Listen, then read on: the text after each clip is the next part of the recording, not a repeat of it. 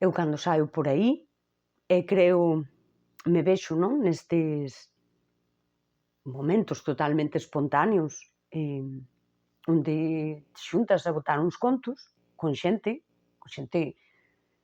do común, do chan, do común que a veces é o menos común, según en que ámbitos te movas. Aí hai grandes intelectuais.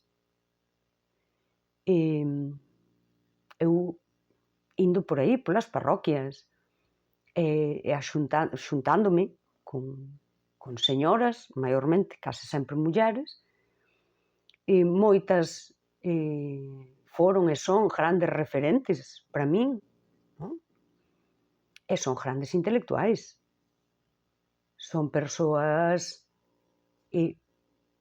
que teñen un pensamento elevado, un pensamento crítico, teorías propias e formas de contalas que inspiran. Son filósofas.